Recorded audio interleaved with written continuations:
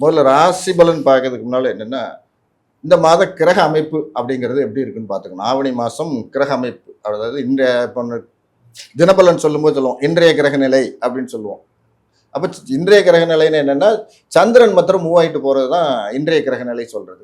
மாத கிரக நிலை அப்படின்னு சொல்லி நம்ம ஆவணி மாதம் அப்படின்னு மாத பலன் எடுக்கிறோம்னா சூரியனோட மூமெண்ட்டை வச்சு தான் அங்கே பலன் எடுப்போம்.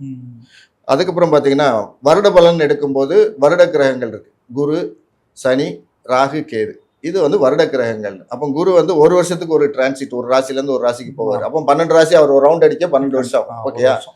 ராகு கேது ஒரு ராசிலேருந்து ஒரு ராசிக்கு போகிறதுக்கு 18 மாதம், அதாவது 1.5 வருஷம். ஒரு ராசிக்கு மாறதுக்கு, ஒரு ராசிலேருந்து அடுத்த ராசி போகிறதுக்கு 18 மாதம், அப்போ 1.5 வருஷம். அப்போ அவர் ஒரு சர்க்கிள் சுற்றி முடிக்கிறதுக்கு 18 வருஷம்.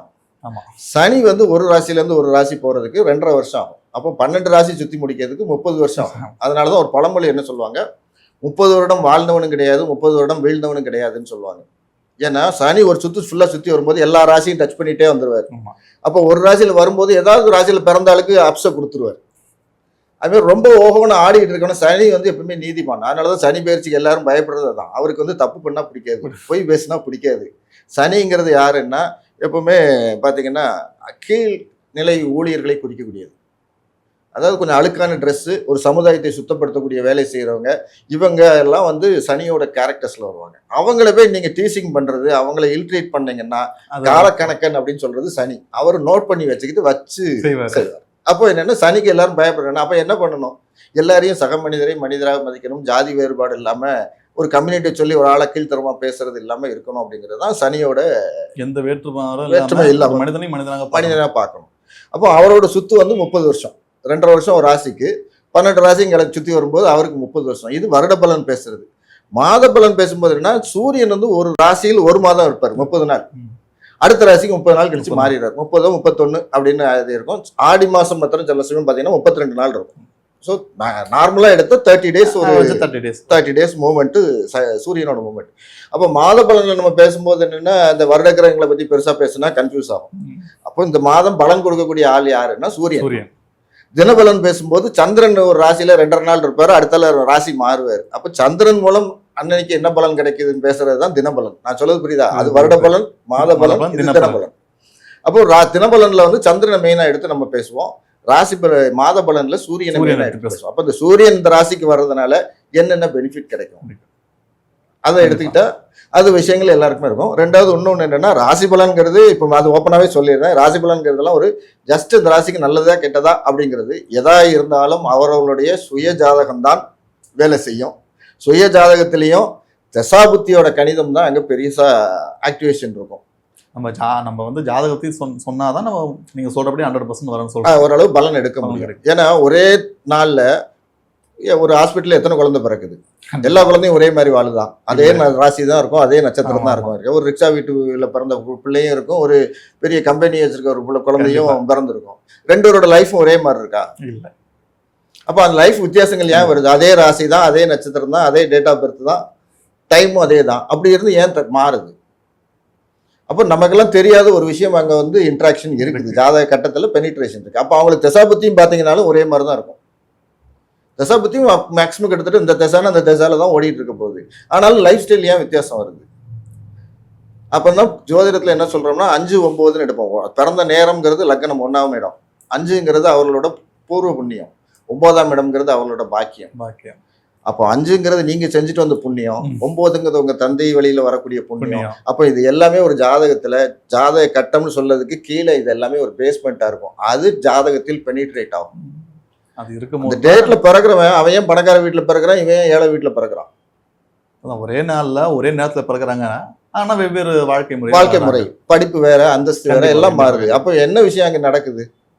அவங்க செஞ்சுட்டு வந்த பலன்களை அனுபவிக்க போறார்கள். அப்போ கர்ம வினையை தீர்ப்பதற்கு தான் நம்ம எல்லாரும் பிறவி எடுத்திருக்கோம். இதை புரிஞ்சுக்கிட்டா இந்த ராசி பலன் வச்சுட்டு மண்டே ரொம்ப எல்லாம் மண்டை காய்ச்சிக்கிட்டு இருக்க வேண்டாம். நம்மளுக்கு ஒரு நம்பிக்கையாக நம்ம பார்க்கணும். ஆனா நம்மளோட இதுக்கு என்ன நடக்கும் அங்க தெரியணும்னா நம்மளுக்கு தெரிஞ்சுக்கணுங்கிறதுக்காக. அப்படின்னா ஜாதக கட்டத்தை பார்த்தாதான் அந்த விஷயங்கள் கிளியர் ஆகுமே தவிர ராசி பலன்ல வந்து ஒரு 30% இப்படிலாம் ராசி பலன்ல ஒரு தோராயமா நீங்க சொல்ல வேண்டீங்க. சரி. ஏன்னா இந்தியாவோட ஜனத்துக்கு இன்னைக்கு 140 கோடி கண்டிப்பா இருக்கிறது 12 ராசி.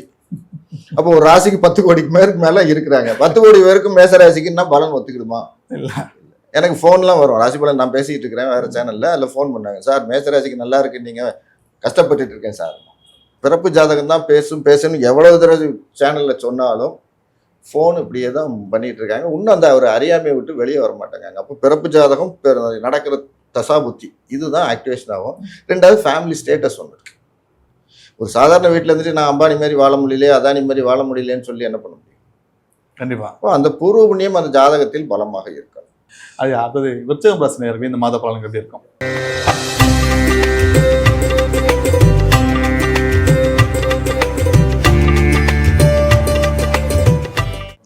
விருச்சிகம் அப்படிங்கிறதுக்கு சிம்பிள் வந்து ஒரு தேள் கொடுத்துருப்பாங்க. அப்போ விருச்சிக ராசியில் என்ன கொடுப்பாங்கன்னா, நீசம் உச்சம் அப்படின்னு முதல்ல பேசின மாதிரி, நீச்சம் உச்சம்னா சந்திரன்கிறது அங்கே ஒரு நீச பலனில் வரும். சந்திரன் 9ஆவது வீட்டுக்குடையவர், விருச்சிகத்துக்கு 9ஆவது வீட்டுக்குடையவர் சந்திரன். அவர் அங்கே நீச பலனில் இருப்பார். அங்கே உச்சமாகக்கூடிய கிரகம் வந்து கேது. அப்போ விருச்சிக ராசிக்காரர்கள் என்ன, 9ஆம் வீடுங்கிறது தந்தை. அப்போ விருச்சிக ராசிக்கு பொதுவாக நான் சொல்கிறது என்னென்னா, பொதுவான விஷயங்கள். ரெண்டாவது, நான் என்னோட ஜோதிடம்ங்கிறது எங்கே இருக்குன்னா, புஸ்தகத்திலேயோ ஏடுலேயோ இல்லை. நம்ம ரியல் லைஃப்பில் நம்ம எந்த கிளைண்ட்டை பார்த்து நம்ம டீல் பண்ணுறோமோ அதுதான் ஜோதிடம். ஒரு விதி எல்லாருக்கும் பொருந்துமான்னு கிடையாது. நம்ம பார்த்த வரைக்கும் இந்த விதி ஆப்டாக இருந்துச்சுன்னா அது அக்செப்டடு. என்னை பொறுத்த வரைக்கும் அது அக்செப்டடு. அப்போ 9ஆம் வீட்டு அதிபதினா தந்தையை குறிக்கக்கூடியது, அவங்களுடைய பாக்கியத்தை குறிக்கக்கூடியது விருச்சிக ராசிக்காரர்களுக்கு குறைவாக இருக்கும். ஏன்னா அந்த வீட்டு அதிபதி நீசம்ங்கிறதுனால அவர்களுக்கு அங்கே வந்து பாக்கியமும் வந்து குறைவாக இருக்கும். அதே நேரத்தில் தந்தையுடைய அனுசரணை, ஒத்துழைப்பு இதுவும் குறைவாக இருக்கும். அப்புறம் பார்த்தீங்கன்னா அந்த வீட்டு அதிபதி நீசம்ங்கிறத சந்திரன்கிறத தாயார் அப்படின்னு எடுத்திங்கன்னா தாயாருடைய பாசம் விஷயங்களும் அவர்களோட குறைவாக இருக்கும். அதுமாதிரி இவங்களோட ஆக்டிவிட்டீஸும் கனிவு தாய்மையோட ஒரு ஆளை டீல் பண்ணுவாங்களான்னா அதுவும் இருக்காது. பாதி பண்ணிக்கிட்டு இருக்கும்போதே ஒரு ஃப்ரஸ்ட்ரேஷன் ஆயிடுவாங்க விருச்சிக ராசிக்காரங்க. ஆனால் மறைபொருள் விஷயங்களை தேடி கண்டுபிடிக்கிறதுலாம் பெரிய பெரிய சயின்டிஸ்டாக இருக்கக்கூடியவங்க, பெரிய ஆராய்ச்சி பண்ணுறவங்கலாம் விருச்சிக ராசிக்காரனாக இருப்பாங்க. ஏன்னா மேஷத்துலேருந்து மீனம் வரைக்கும் 12 ராசி எப்படி எடுப்போம்னா, காலபுருஷன் சொல்லி ஒரு ஆளை உருவப்படுத்தி தலை, முகம், தோல், மார்பகம் அப்படின்னு சொல்லி பிரிச்சுட்டு கொண்டு வரல 8வது பார்ட்டா விருச்சிகம் வரும். அப்போ 8ங்கிறது எப்பவுமே ஒரு ஹிடன் சீக்ரஸி சொல்லக்கூடாது. என்ன மறைபொருள் விஷயம்னு சொல்கிறோம்ல, ஞானத்தை தேடுறது, இதுலலாம் இவங்க பயங்கர எக்ஸ்பர்ட்டாக இருப்பாங்க. ஏன்னா கேது அங்கே உச்சம். அப்போ ஞானத்தை தேடுறது இதெல்லாம் இருக்கும். அதே மாதிரி ஒரு டிஸ்கவரி, இன்வென்ஷன் கண்டுபிடிக்கிறதெல்லாம் விருச்சிக ராசிக்காரங்களா இருக்கும். அட்வென்ச்சர் தான் விரும்புவாங்க அப்படின்றீங்க. அட்வென்ச்சர் விரும்புறது, மறைபொருள்னா தியானம் பண்ணி ஒரு மெய்ப்பொருள் தேடுறதுலாம் சொல்றோம்ல, இந்த மாதிரி விஷயங்கள்லாம் இவங்களுக்கு எளிதில் கை கூடும். அது மாதிரி எல்லாரும் ஒரு ரூட்ல போனால் இவங்க தனி ஒரு விஷயத்த கண்டுபிடிப்பாங்க. சுற்றி போகிறதெல்லாம் இல்லை, இது ஷார்ட்கட் இருக்கலாம்னு சொல்லி இந்த இதெல்லாம் ப்ளஸ்ஸும் உண்டு. எல்லா ராசிலையும் ப்ளஸ்ஸும் உண்டு, மைனஸும் உண்டு. விருச்சிகம்னால என்னன்னா இவர்கள் பேச்சில் சற்று கவனமாக இருக்கணும். ஏன்னா இவங்க பேசுனா டக்குன்னு அந்த தேல் மாதிரி கடைசியில் அந்த இயல்பும் அவங்ககிட்ட இருக்கும்.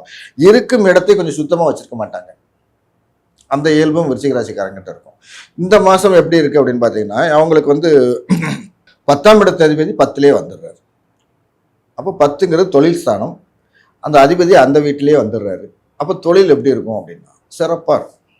ஏற்கனவே விருச்சிக ராசிக்கு குரு பார்வை இருக்குது. அப்போ மென்டலி அண்டு ஃபிசிக்கலி விருச்சிக ராசிக்காரங்க நல்லாவே இருப்பாங்க. ஹெல்த் பிரச்சனை கிடையாது. மென்டலியும் ஸ்ட்ராங்காக இருப்பாங்க. இதெல்லாமே ஃபிசிக்கலாகவும் ஆரோக்கியமாக இருப்பாங்க. அது மாதிரி தன்னோட அப்பியரன்ஸ் கொஞ்சம் அது வரைக்கும் கச்சமச்சான்னு ட்ரெஸ் பண்ணாலும் இப்போ சாரீ கட்டினா அயன் பண்ணி கட்டுவாங்க, பேண்ட் ஷர்ட் போட்டால் மேட்சிங் பார்த்து போடுவாங்கங்கிற அளவுக்கு ஒரு நீட்டான தன்னோட அந்தஸ்தை மெயின்டைன் பண்ணுற அளவுக்கு இந்த மாதம் அவங்க பிஹேவ் பண்ணுவாங்க. அந்த பிஹேவ் பண்ணும்போது நார்மலாகவே என்ன ஆகுதுன்னா, ஒரு வேலை செய்கிற இடத்துக்கு போனால் ஒரு ஓனராகவோ இல்லை ஒரு ஒர்க்கராக போனால் அந்த ட்ரெஸ்ஸிங் சென்ஸ் நீட்டாக இருக்கும்போது மரியாதை கொடுக்கணும்னு தோணும்.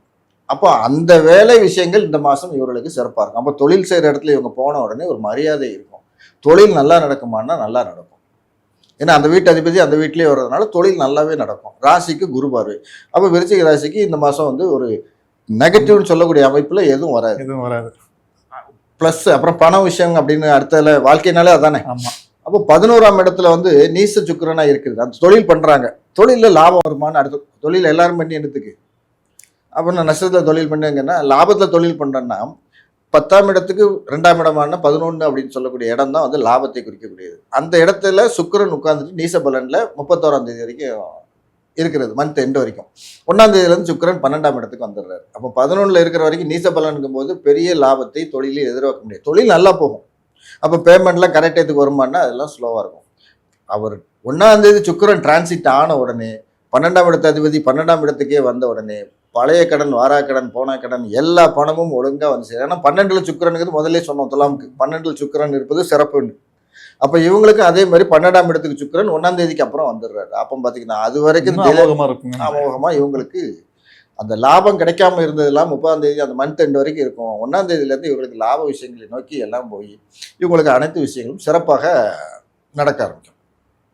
விருச்சிகத்துக்கு குடும்பஸ்தானாதிபதி, வரவு ஸ்தானாதிபதி அப்படின்னு சொல்ற குரு வந்து அந்த வீட்டுக்கு 8ல் போய் மறைகிறார்.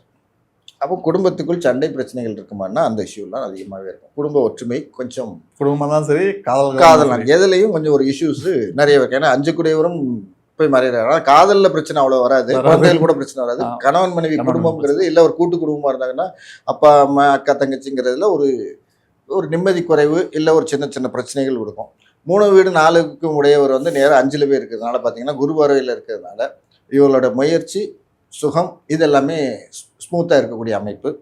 அதுமாரி 6ஆம் வீட்டுக்குரிய செவ்வாய் வந்து விருச்சிகத்துக்கு நேராக 8ல் போயிருந்தாரு. அதனால நோய் நொடி இருக்குமான்னா அந்த பிரச்சனை கிடையாது. ஏன்னா ஏற்கனவே ராசிக்கு குரு பார்வை இருக்கனால அதுவும் ப்ளஸ்ஸு. ராசி அதிபதி 8ல் போய் இருக்கிறதுனால அதுவும் ஒரு ப்ளஸ்ஸு.